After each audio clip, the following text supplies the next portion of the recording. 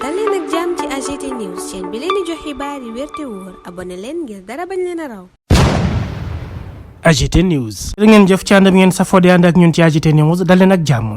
Pierre Atepa Goudiaby architecte bu mag la ñu ràññeeku ci Sénégal ak ci Afrique gi yëpp moom moomulee moo nekkoon ganu point de vue ca RTS am kàddu yu am solo yu mu fa yëkkati jëmale ko ci littoral bi maanaam booru géej bi surtout fi nga xam ne dafa soxal sénégalais yi bu baax a baax mu di ci corniche boo xam ne yenn ci ay sénégalais amuñu ci accès ndax daanaka lépp joxe nañu ko moom nag nga xam ne dafa yàgg xeex ànd ak Ousmane Sonko ngir lépp loo xam ne teguwul ci yoon jéem koo jubbanti am na ay révélation yoo xam ne jot na ko cee def moom la ñu fas yéene teewlu doog a dikkaat ci suñu jàngat mel ni yenn travaux yi nga xam ne ma nga fay am tàmbali nañu di ko dal di dakkal bu ñu sukkandikoo ci moom révélation yooyu nga xam ne dal di na koy def leen fàttee aimé vidéo bi partagé ko ñu bëri daal di ci mën a jota Pierre Atepa Goudiaby kaddu yi la yëkkati ci nasaraan AGT News. Vous avez parlé tout à l'heure de corruption dans le même ordre d'idée, c'est dans le même chantier, la bonne gouvernance économique et financière. On assiste ces derniers temps conformément aux instructions des autorités, la publication des rapports des corps de contrôle comme l'OFNAC. Comment vous l'appréciez?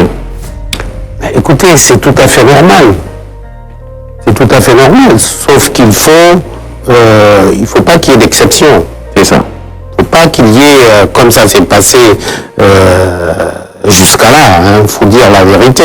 Jusque-là, il y a des gens qu'on poursuit, il y a des gens qui sont protégés. Il n'y a pas de protection. La loi, c'est la loi. La loi, c'est la loi. Et ne pas cibler des gens, notamment dans le secteur privé, auxquels on refuse de donner des contrats d'État parce qu'ils sont de tel ou tel bord. Il faut que ça s'arrête. Donc l'OFNAC n'a qu'à faire son travail. Il y a également que les gens ont commencé à dire, à lancer des alertes. Là aussi, il faut faire attention. C'est un problème là aussi. Il faut faire attention. Il faut l'organiser, quoi. Il faut l'organiser et surtout celui qui fait une alerte qui n'est pas vraie, que la personne soit sanctionnée. Parce que sinon, ça va aller dans tous les sens. Ça va être de la délation. Ça va être de la délation. Nous n'avons pas le temps de ça. Nous n'avons pas le temps. Il faut rectifier, il faut corriger ce qui s'est passé. Encore une fois, quand on construit un immeuble, je ne parle pour personne, que j'aurais pu construire une société sénégalaise bien organisée, aurait pu faire ce fameux building-là, pour ne pas le nommer, à 20 milliards, on est à 50 milliards pour une réfection, il faut que ça s'arrête, ça ne peut pas continuer. Ça ne peut pas continuer. Donc oui, l'OFNAC, oui, et il faut que les gens soient honnêtes, fassent les choses honnêtement. Honnêtement. Et c'est possible. Et si tant qu'on n'aura pas ça non plus, on ne pourra pas se développer. Reddition des comptes pour tout le monde, quoi. Absolument. Bien. Alors, c'est connu, là aussi, on vous a entendu pendant la crise que notre pays a traversée il y a quelques mois, en position de médiateur entre le président Macky Sall et le leader du parti PASTEF, Ousmane Sonko. C'est vrai, aujourd'hui, ce que vous avez souhaité ennuyer, même si à un moment donné, vous avez souhaité quand même un report de l'élection présidentielle. Dans tous les cas, ils sont au pouvoir aujourd'hui. Je vais d'abord vous expliquer. D'abord, je remercie tous ceux qui ont contribué à ça. Mathieu Guénouvert, d'autres, mais il y a beaucoup d'autres gens qui ont contribué, qui ont parlé aux uns et aux autres pour que nous puissions arriver à ce dénouement. Pour répondre à la fin de votre question, vous avez souhaité que ça soit... Non, oui, j'avais souhaité un report parce que pour moi, le candidat idéal était Ousmane Sonko. Parce que c'est lui que j'ai connu, je l'ai connu plus que mon nouveau président Diomaye, et c'est avec lui que j'ai travaillé pendant pratiquement 5 ans. Et ce que je disais, c'est que j'avais préféré à l'époque, mais je continuerai à vous dire pourquoi j'ai dit que j'avais préféré, que ce fût Sonko. Et pour moi, en glissant de quelques semaines pour que Ousmane Sonko soit candidat, parce qu'au fond, c'est ce que beaucoup de gens souhaitaient, pour moi, moi, c'est ce qu'il fallait faire. J'en ai parlé à Sonko lui-même, qui m'a dit, mais tonton, tu n'as rien compris, ma personne n'est pas importante, c'est le projet. Je suis architecte, je sais ce que c'est qu'un projet, mais ma réponse à lui, j'ai dit, bon, si tu le penses comme ça, on verra bien. Il se trouve qu'effectivement, il avait raison sur moi. Parce que, à la fin de la journée, on se retrouve avec deux personnes qui représentent le projet. L'un, que nous commençons tous à beaucoup apprécier. Déjà, sa prestation de serment, on a vu que c'était un monsieur, j'allais dire un garçon, mais un monsieur qui était très bien élevé, et ça compte dans nos traditions. Quand j'ai vu que Aminata Mbengue venait et qu'elle avait quelques soucis, le président nouvellement élu s'est déplacé pour aller lui tendre la main. Ça, c'est des gestes qui sont importants. Et ce jour-là, j'ai commencé à me dire, tiens, peut-être Ousmane Sonko avait raison sur moi. Il se trouve également qu'après 3 semaines, quand on voit les actes qui sont posés par l'un et par l'autre, on se dit, bon, voilà une force tranquille dont nous avions besoin. L'autre, c'est un turbo, et l'autre, c'est une force tranquille. Je pense que c'est un duo extraordinaire, encore une fois, pour mener ce projet-là. Vous savez, quand quelqu'un m'a critiqué une fois, je lui ai dit, écoute, moi, je fais partie du projet, comme beaucoup de Sénégalais. Donc, nous avons également un devoir de vigilance pour que le projet que nous avons souhaité, que nous avons accompagné, puisse se faire effectivement. Parfait. Et nous nous attelons à ça. Ok. Maintenant, vos relations avec le président Macky Sall. Quelqu'un me disait, mais il faut demander à M. Atepa pourquoi un bâtisseur comme lui n'arrivait pas à s'entendre avec quelqu'un quand même qui a, sur le plan physique, bilan matériel, a fait beaucoup de choses. Pourquoi? Mais parce que le bilan physique et matériel n'est pas tout. Vous savez, Nelson Mandela, je ne me souviens pas qu'il ait inauguré un hôpital ou une autoroute. La morale dans tout ce que nous faisons est extrêmement important. Et les engagements que nous prenons sont importants. J'ai accompagné comme j'ai pu le président. Il m'a demandé de l'accompagner au début de son magistère. Je l'ai fait. Mais je suis un homme libre. Quand je ne suis pas d'accord, je dis que je ne suis pas d'accord. Et je le lui ai dit. Ceci dit, j'aime bien le président Macky Sall et il le sait. Bon, je ne reviens pas sur nos péripéties, nos différentes péripéties. Ça va devenir de l'histoire. Mais j'aime bien Macky. Et c'est comme ça. Mais vous avez un choix. Vous avez. Mais quand il y va de l'intérêt de mon pays, je n'ai pas d'amis. Parfait. C'est comme, on parlera peut-être, on aura le temps de parler de la corniche. J'ai perdu 80% de mes amis à cause de la corniche. Quand j'ai des principes, je n'ai pas d'amis. Mais allons-y pour la corniche, justement. Qu'est-ce qui vous dérange sur la corniche? Qu'est-ce que vous n'aimez pas voir? Je vais d'abord vous faire un aveu. Oui.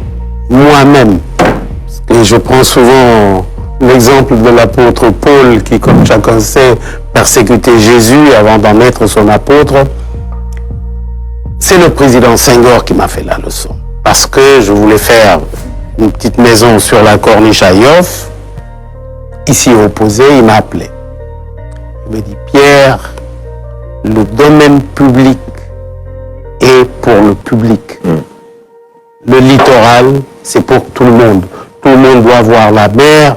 Tout le monde qui veut se baigner doit pouvoir aller se baigner. C'est depuis ce jour-là que j'ai été conscient de ça et j'ai dit que j'allais prendre de mon temps pour protéger le littoral. Est-ce que ce n'est pas un combat perdu? Parce qu'aujourd'hui, sur la corniche, on voit des hôtels, on voit des aménagements privés. Mais c'est voilà, pas perdu parce que j'attends, en tout cas nous attendons, nous les défenseurs du littoral, le Premier ministre Sonko sur ce qu'il a dit.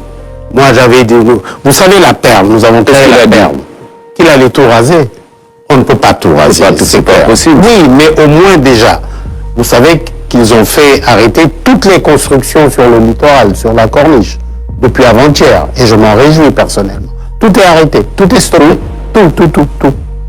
Pour faire les aménagements entamés par l'État sur la corniche. Ça c'est pour le public. Ça c'est pour le public. Ouais, ça c'est différent. Ouais. Et ça fait partie des choses dont je me réjouis. Oui. Vous savez que quand ils ont commencé, moi ma bagarre, c'était justement ça. On avait même fait des plans qu'on a mis gracieusement à la disposition de l'État. Pour ça. Donc ces aménagements, oui, c'est pour tout le monde. Mais Omar, vous savez ce qui se passe? Je le dénonce depuis 40 ans, 35 ans. Les gens vont acheter un terrain qui vous appartient. Parce que le domaine public maritime, c'est pour tout le monde. C'est pour vous, pour votre épouse, vos enfants, votre papa, etc. On le prend. On l'achète à 2450 francs le mètre carré. 2450 francs le mètre carré. On se fait octroyer un bail.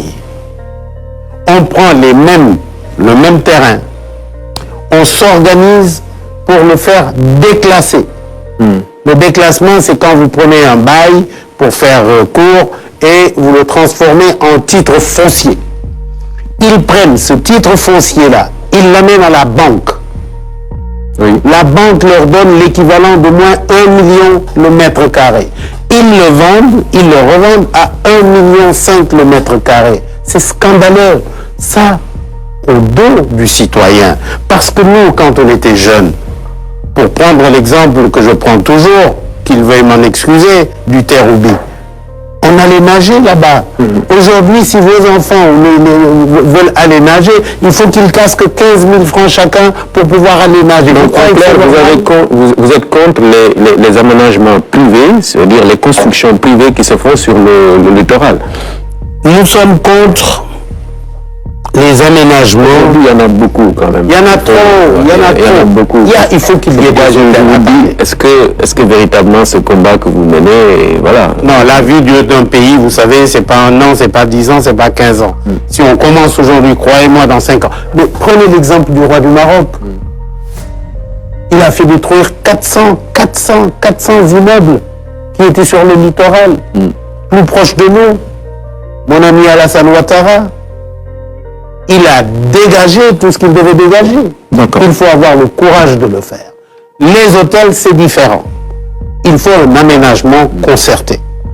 Nous avons offert, nous, pour donner l'exemple, nous avons offert la porte du millénaire pour montrer ce qu'un aménagement devait être.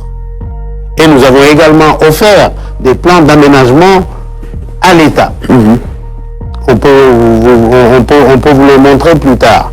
Nous leur avons dit, voilà un exemple de développement. Parce que vous allez au Maroc, encore une fois, pour prendre cet exemple-là, si vous allez sur la corniche de Casa, c'est extraordinaire. C'est ce que nous voulons pour notre pays. Alors, les gros malins qui vous prennent votre littoral et qui le marchandent, il faut que ça s'arrête. Il y a des choses qu'on ne pourra pas démolir. Mais nous avons suggéré qu'il y ait par exemple des taxes de privilège littoral. Parce que qu'est-ce qu'ils font? Quand vous faites un immeuble qui a vue sur mer, les locations ou la vente est augmentée de moins 30%. Ces 30%-là, au lieu qu'ils vous reviennent, qu'ils reviennent au moins à la municipalité. Donc voilà notre combat et nous pensons que nous allons le réussir. Alors, nous, pour terminer sur le président Senghor, un patrimoine universel à ne pas marchander, vous dites. Je revoyais le texte que vous avez publié là-dessus. Qu'est-ce que vous voulez dire? Que on ne doit pas payer pour avoir ce qui appartient à Senghor? Nous sommes marchandage qui ne peut pas durer. Je vais vous expliquer pour le camper très rapidement. Notre cher président a légué ses biens à son épouse, qui malheureusement, qui est décédée, je crois, une dizaine d'années après lui, qui elle-même n'ayant pas d'héritier, parce que son fils unique est décédé, comme vous le savez, Philippe, l'a légué à sa sœur, qui elle-même n'a pas d'héritier, et qui l'a légué à sa voisine, ou en tout cas une dame qui s'occupait d'elle. moi j'estime que les biens m'appartiennent plus à moi, Sénégalais, parce que certains de ces biens, on a donné ça au président Senghor en sa qualité de chef d'État. Donc j'estime que certains de ces biens-là me reviennent, moi, citoyen lambda. Donc ce que je dis, ce que j'ai proposé, c'est qu'on demande à cette dame-là tout ce qu'elle a. Si on peut l'acheter, on l'achète, mais que le marchandage s'arrête. Vous avez peur de quoi? Vous avez peur que... Demain, elle va nous sortir l'épée. Après demain, elle va nous sortir la toque de la... Et ça ne va pas s'arrêter. L'État sera obligé chaque fois d'acheter. Après demain, ça sera les chaussettes de Senghor. Il faut arrêter. Mais dans tous les cas, c'est un patrimoine de sa famille, n'est-ce pas? Vous savez, ça n'appartient pas à... Non. Un chef d'État d'un pays, quand il va quelque part, il va par exemple au Japon, et l'empereur lui offre un cadeau d'1 million de dollars, c'est pas pour lui, c'est en sa qualité de chef d'État qu'on lui a offert. Vous savez, dans les démocraties plus avancées, quand vous avez un cadeau qui dépasse 100 ou 200 dollars, ce n'est pas à vous, c'est ce que vous représentez. Donc ce marchandage-là, il faut que ça s'arrête. On a bien fait d'avoir acheté une première fois. Vous savez que cette dame-là a vendu un tableau de Soulages à 1,5 million d'euros. Ah oui? Oui, 1 milliard de francs CFA.